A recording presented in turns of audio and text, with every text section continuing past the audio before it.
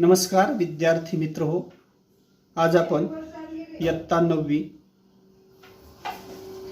पद्य दुसरं संतवाणी या कवितेतील जैसे वृक्ष ज्ञेने या कवितेचा अभ्यास करणार आहोत. महाराष्ट्र ही संतांची भूमी आहे. अनेक संत या महाराष्ट्र भूमीमध्ये होऊन गेलेले आहेत.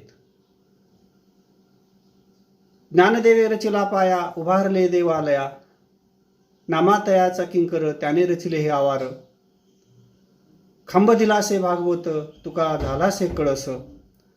अशा प्रकारचे वारकरी संप्रदायाची रचना संत बहिणाबाईंनी आपल्या अभंगातून मांडलेली आहे. ज्ञानेश्वराने सुरू केलेल्या या वारकरी संप्रदायाचं कार्य अतिशय महान आहे. महाराष्ट्र हा सुसंस्कृत महाराष्ट्र म्हणून ओळखला जातो तो केवळ संतांच्या विचारामुळे. जगाच्या कल्याणा संतांच्या विभूती असं म्हटलं जातं ते खरोखरच सत्य आहे. केवळ जनकल्याणासाठीच हे संत या भूतलावर अवतरलेले होते. वारकरी संप्रदायातील संत परंपरा ही खूप मोठी आहे. ज्ञानेश्वराने सुरू केलेली ही संत परंपरा संत नामदेवाने सक्षमपणे पुढे चालवली आणि त्यानंतर अनेक संत या परंपरेमध्ये आहेत. या संतांनी दिलेलं साहित्य त्याला संतवाणी असं म्हणतात.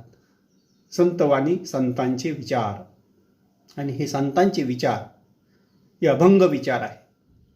कधीही न भंगणारे असे विचार आहे. माणसाचं जीवन समृद्ध करणारं, मानवाला मानवता शिकवणारं अशा प्रकारची विचारधारा या संतांच्या साहित्यामध्ये आहे. आणि म्हणून संत साहित्य हे माणसाला खऱ्या अर्थाने मानवी जीवन जगायला शिकवतं. म्हणूनच संतांचं साहित्य हे अमृत साहित्य आहे, अभंग साहित्य आहे. या अभंगवाणीतील संत नामदेव यांचा हा अभंग आहे. संत नामदेवाने विपुल प्रमाणात असे अभंग लिहिलेले आहेत. वारकरी संप्रदायाचा प्रसार त्यांनी सर्वदूर केलेला आहे. त्याने रचिले हे आवार असं म्हणत असताना संत नामदेवाने वारकरी संप्रदायाचा प्रसार पंजाबपर्यंत केला. ते पंजाबपर्यंत गेले. शिखांच्या ग्रंथसाहेब या ग्रंथामध्ये त्यांचे आजही काही अभंग समाविष्ट आहेत. शीख बांधव अत्यंत भक्तिभावाने हे अभंग गातात. प्रत्येक अभंगातून मानवाला मानव कल्याणाचा बोध करणारं असं हे संत साहित्य. आणि म्हणून प्रस्तुत अभंगामध्ये सुद्धा अशाच प्रकारे संतांचं वागणं, संतांचं जीवन कसं समाजप्रती समर्पित असतं हे संत नामदेवाने या अभंगामध्ये सांगितलेलं आहे.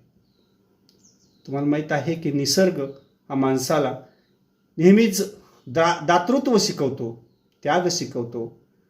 तशाच प्रकारचं दातृत्व, त्याग, निस्वार्थीपणा हे संतही मानवाला शिकवत असतात. आणि हेच या अभंगातून संत नामदेव सांगतात. जैसे वृक्ष ज्ञेने या अभंगात संत नामदेवाने संतांना वृक्षाची उपमा दिलेली आहे आणि संतांची महती या ठिकाणी आपल्याला सांगितलेली आहे. त्यांच्याच शब्दात आपण या अभंगाचा विचार करूया. जैसे वृक्ष ज्ञेने मान अपमान, तैसे ते सज्जन वर्तताते. येऊन या पूजा प्राणी जे करीती, त्यांचे सुख चित्ती तया नाही. अथवा कुणी प्राणी येऊनी तोडीती, तया न म्हणती छेदू नका. निंदास्तुती सम मानती जे संत, पूर्ण धैर्यवंत साधू ऐसे. नामा म्हणे त्यांची जरी होय भेटी, तरी जीव शिवा गाठी पडून जाय. हा अत्यंत सुंदर असा संत नामदेवाचा अभंग आपण आज पाहत आहोत. मला सुरुवातीलाच सांगितलं की संत नामदेव वारकरी संप्रदायातील महत्त्वाचे कवी आहेत, संत कवी आहेत. नामदेवाची अभंग रचना अतिशय उत्कट असून त्यांच्या अभंगाची भाषा ही सुबोध, सरळ, साधी आहे. संत नामदेव यांनी हिंदीतही अभंग रचना केलेली आहे. अशा या संत नामदेवाचा हा अभंग अभ्यासत असताना, संतांचं महत्त्व सांगत असताना संत नामदेव म्हणतात, जैसा वृक्ष नेने मान अपमान. जैसा म्हणजे जसा, नेणे म्हणजे नाही. जसा वृक्षाला मान अपमान नसतो. तुम्ही पहा, वृक्ष उगवला की वृक्ष गोड फळे देतो, आपल्याला सुंदर असा श्वसनासाठी ऑक्सिजन देतो, फळे देतो, फुले देतो. पण त्या वृक्षाला माणसाने त्याच्याविषयी काहीही बोललं तरी त्याला वाईट वाटत नाही, त्याचा मान अपमान वाटत नाही. म्हणजे ज्याप्रमाणे वृक्ष मान किंवा अपमान मानत नाही, तैसे ते सज्जन वर्तताते. तैसे म्हणजे त्याप्रमाणे, सज्जन म्हणजे संत. त्याचप्रमाणे संतांचं वर्तन असतं असं संत नामदेव म्हणतात. ज्याप्रमाणे वृक्षाला मान अपमान नसतो, त्याचप्रमाणे वृक्ष मान अपमान मानत नाहीत, त्याचप्रमाणे संत लोकांचं वर्तन असतं. संत कधीही मान अपमान मानत नाहीत. कोणी त्यांची स्तुती केली तरी ते हुरळून जात नाहीत, कोणी त्यांना नावं ठेवले तरी ते दुःखी होत नाहीत. अशा प्रकारचं संतांचं विचार असतं असं संत नामदेव सांगतात.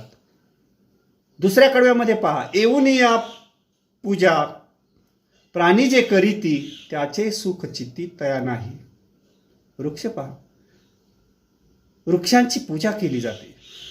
वेगवेगळ्या सणाला, वटपौर्णिमेला आपण वडाला पुजतो, अनेक वृक्षांना आपण देव मानतो आणि म्हणून वृक्षांची पूजा केली जाते. त्याचं त्याला काहीच वाटत नाही, त्यांच्या मनामध्ये त्याच्याविषयी काहीच नसतं. आणि म्हणून या ठिकाणी प्राणी म्हणजे मनुष्य येऊन त्याची पूजा करतो, पण त्याचं सुख त्याच्या मनामध्ये नसतं किंवा त्याचं दुःख त्याच्या मनामध्ये नसतं. तसंच संतांचंही असतं. संतांची पूजा केली तरी त्यांना खूप आनंद होत असं नाही, किंवा त्यांना शिव्या दिल्या तरी ते दुःखी होत नाहीत, विचलित होत नाहीत. अविचल असं संतांचं हे जीवन असतं, कारण त्यांचं मन हे अतिशय संयमी असतं, संत असतं. म्हणूनच त्यांना संत असे म्हणतात. पुढचं ओळीमध्ये पहा, अथवा कुणी प्राणी उनी तोडीती तयान म्हणती छेदू नका. वृक्षांचं पहा, वृक्षांना एखादा मनुष्य त्या वृक्षाला त्याच वृक्षाच्या फांद्या तोडतो, तेव्हा तो वृक्ष काही त्या माणसाला म्हणत नाही तोडू नकोस म्हणून. म्हणजे छेदू नको म्हणजे तोडू नको. येऊन यात म्हणजे येऊन, प्राणी म्हणजे मनुष्य. एखादा मनुष्य येऊन जेव्हा वृक्ष तोडतो, वृक्षाच्या फांद्या तोडतो, तेव्हा तो वृक्ष त्या माणसाला तोडू नको असं सांगत नाही. तसंच संताला जरी पीडा दिली, त्या पिढेविषयी संत तक्रार करत नाही. म्हणजे संतांचा विचार अत्यंत संयमी असतात. वृक्ष जसा आपल्याला गोड फळे देतो, रसाळ फळे देतो, आपण उन्हाळ्याच्या दिवसामध्ये वृक्षाच्या सावलीला बसतो, वृक्ष स्वतः ऊन सहन करतो आणि माणसाला सावली देतो. पण तोच मनुष्य जेव्हा त्याला तोडायला जातो तेव्हा वृक्ष त्याला विरोध करत नाही. तसंच संतांचंही असतं. परपीडा, दुसऱ्याने कितीही पीडा दिली तरी त्याला प्रतिविरोध संत करत नाहीत. म्हणून संत हे अविचल असतात असं संत नामदेवांना या ठिकाणी सांगायचे. पुढे ते म्हणतात, निंदास्तुती सम मानिते जी संत पूर्ण धैर्यवंत साधवायचे. हे जे म्हणजे ज्याप्रमाणे वृक्षाला मान अपमान नसतो, मान किंवा अपमान ते मानत नाहीत, त्याप्रमाणे संतांचं सज्जनांचं वर्तन असतं. पुढच्या कडव्यामध्ये ते म्हणतात, येऊन या पूजा प्राणी जे करीती त्याचे सुख चित्ती नाही. म्हणजे कोणी पूजा केली तर त्याचा आनंद वृक्षाला होत नाही. तसंच संतांची कोणी निंदा किंवा स्तुती केली, हे निंदा आणि स्तुती हे संत सम मानतात. निंदेने दुःखी होत नाहीत किंवा स्तुतीने त्यांना खूप आनंद होतो असं नाही. असे हे संत असतात. निंदा आणि स्तुती सम मानतात, सारखे मानतात. असे हे संत पूर्ण मनाने धैर्यशील असतात असं संत नामदेव म्हणतात.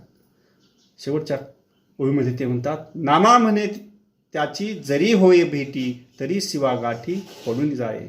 असे हे संत परमेश्वरा समान असतात.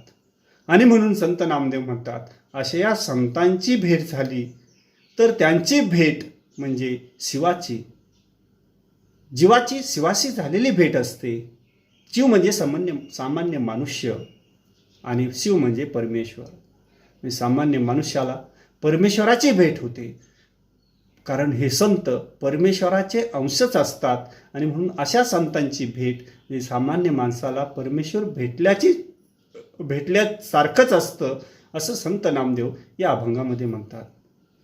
पुन्हा एकदा या अभंगाचा सरळ अर्थ आपण पाहूया. संत नामदेवाने या अभंगामध्ये संतांना वृक्षाची उपमा देऊन संतांची महती या ठिकाणी या अभंगातून सांगितलेली आहे. ते म्हणतात की ज्याप्रमाणे वृक्ष मान अपमान मानत नाहीत, तसे संत सुद्धा असतात. संत लोकांचं वर्तन सुद्धा त्याचप्रमाणे असतं. एखाद्या माणसाने येऊन जर झाडाला तोडलं, त्याच्या फांद्या तोडल्या, तरी झाड त्याला विरोध करत नाही. त्याचं दुःख किंवा त्याचं सुख त्याला नसतं. तसं संतांचंही असतं. एखाद्याने पूजा केली तर त्या पूजेमुळे झाड जसे सुखी होत नाही, तसं संतांचंही असतं. आणि या ठिकाणी कोणी निंदा केली किंवा कोणी स्तुती केली, तसेच त्यामध्ये संत अविचल असतात. त्यांच्या मनामध्ये त्याचे परिणाम होत नाहीत. असे हे संत पूर्ण मनाने धैर्यवान असतात. शेवटी नामदेव म्हणतात की अशा या संतांची भेट होणं म्हणजे सामान्य माणसाला परमात्म्याची भेट होणं, परमेश्वराची भेट होणे सारखेच आहे, असं संत नामदेवांनी या अभंगामध्ये सांगितलेलं आहे. अशा प्रकारे हा अभंग तुम्हाला समजला असेल असं आपण गृहीत धरूया.